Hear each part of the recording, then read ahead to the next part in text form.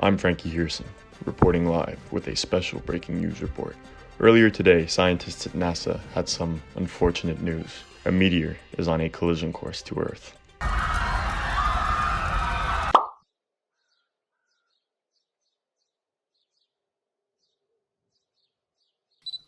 We are now receiving reports that not only has the meteor stopped, but it's now currently hovering over the city. We now go to Buster Cherry in the sky.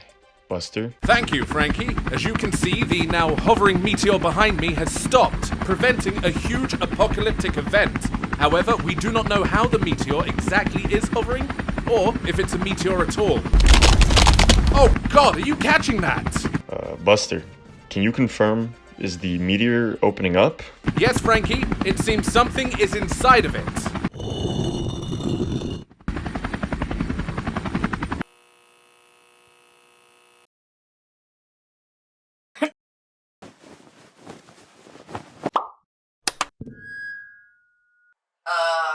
Hey,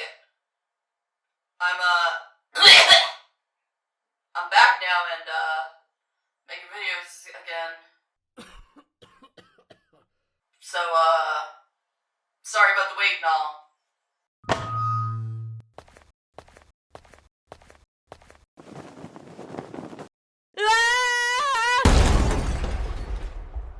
I have an addiction, and that addiction is birds. They're cute, fluffy, and really lovey-dovey, and they can also be the littlest butts you've ever met.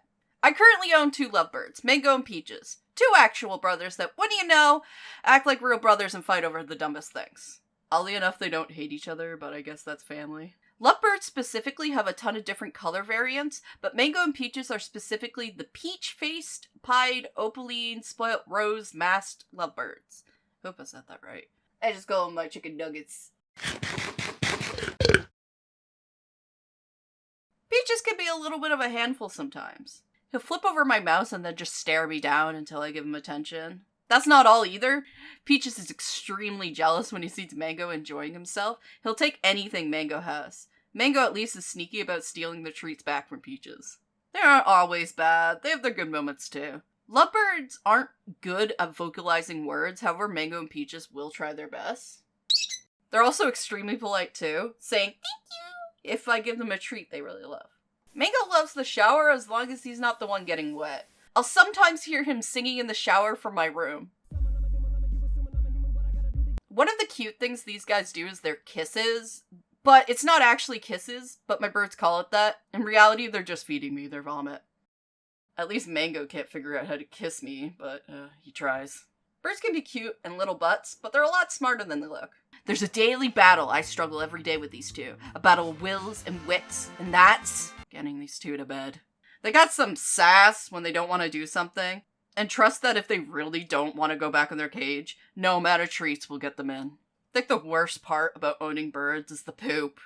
They poop everywhere. Clothes, computers, you. A good trick to keep your area clean is to always have a box of tissues nearby and deep clean your entire place at least once a week. You'll be doing a ton of cleaning with the birds. They're extremely messy animals. They toss food and water all over the place. I need to sweep whatever room the cage is in every day. And that's just the food mess. There's also feathers, paper scraps, because they love ripping and tearing anything they can. And for the bigger birds, that also includes your walls and furniture. Not to mention the hidden poots that you didn't even know existed. That's not even all of it. There's also the peeping and screaming. Birds love to be loud, and no, they won't even stop even if you ask or yell. Because guess what? Birds don't understand negative attention, making them very hard to train. So disciplining them won't work, and they'll see it as a good thing and keep doing it. And because of that, you get the wonderful world of biting. It's not if you get bit, it's when. Birds normally only bite if they don't want to do something. It's their way of saying no.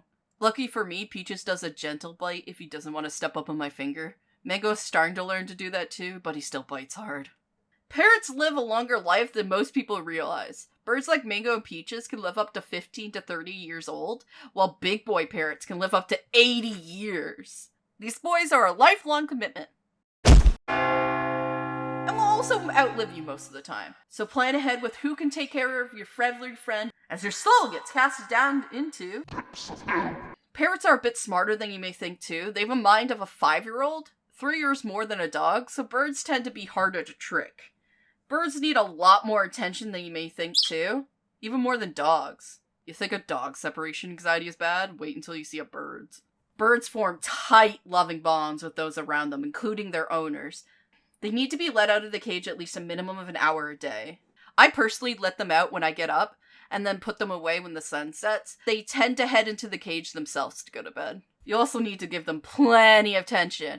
If you don't give them enough tension or keep them from getting bored or stressed, they'll begin to pluck their own feathers. Peaches does this when he's really stressed or getting jealous of his brother because I'm giving Mango attention and not him that second. And if they pluck, you get a fun little present from them called blood feathers. Fun fact, during the writing of the script, Peaches had a pretty bad one himself, and now I'm covered in plucked feathers because it stresses the poor guy out. Birds can actually bleed out if these get bad enough, so here's a way to save you a vet visit. Look for the feather stem, you'll know which one it is because the blood is coming right out of it. Take some tweezers, get a good hold on it, and pull it out. Your bird will squirm and maybe bite. Try to keep them relaxed, give them a break if you can't get the feather stem fast enough. And when you do get it, rinse the area with water, no hotter than lukewarm, then cover the area with baby powder to clot the blood vein. Try to make sure the powder isn't breathed in by the bird, give them a treat afterwards because this is extremely stressful for them.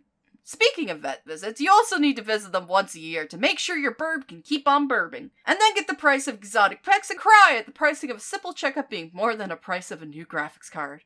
But you gotta do it because birds tend to hide their injuries and sicknesses as they're prey animals so they can't be picked off by predators. That's not the only expense of keeping your bird happy and healthy. You also need the expensive cage. Remember, bigger is better, wider is better than taller, and it could be from $200 to over $1,000. Then you gotta buy toys that tear apart, bowls for water, food, and don't forget to feed them fresh veggies and fruits, pellets over seeds, as seeds should be saved as treats for them, Cuttlebone for those good vitamins, places to hide that are safe to sleep in. Make sure there's branches to use as perches, not wooden dowels, as it can hurt their little feet over time and give them painful blisters, and then clean the whole thing once a week. But if you can handle all that, birds are a very rewarding creature to befriend. My favorite has to be the snuggling. Once a bird gets really close to a human, they'll come to you for warmth and love and snooze on you. Petting a bird is a privilege, though. They only like pets on the head, and only if they ask. In the wild, this is a huge form of trust, as they're basically asking you to get their pin feathers they can't get on their head. You can do it too by gently crushing the brittle casing around the feather stem. The longer you stem with the bird, the closer your bond with your feathery friends get. Watching them explore the environment and repeating phrases and words back to you is fun. Also, watch what you say, as basically any strong emotion and phrases can make your bird repeat them. Fuck! You gotta do your research before getting a bird. In fact, if you're getting a pet in general, you should do your research on the species and breed to make sure you get the best life to your pet. Lovebirds, for example, are very territorial. They'll straight up fight animals who are bigger than them just to claim their spot. Research can help identify the language of your bird. If it's scared, happy, or angry, are emotions you need to be able to read through their body language. Also adopt, not shop. If you're willing to put some extra work in, these abandoned birds could really use a home. Look up local bird shelters and rescues. It's how I got Mango Peaches. Never abandon your bird after it's formed a close bond to you, please. If you have to move, make sure you can take your feathery friends with you. Make sure you and others in your household aren't allergic, as moving homes and owners is extremely traumatizing for these little guys. Birds are great feathery friends. Dorky, cute, fluffy creatures that keep jumping on my keyboard as I write this script! So yeah, I like birds.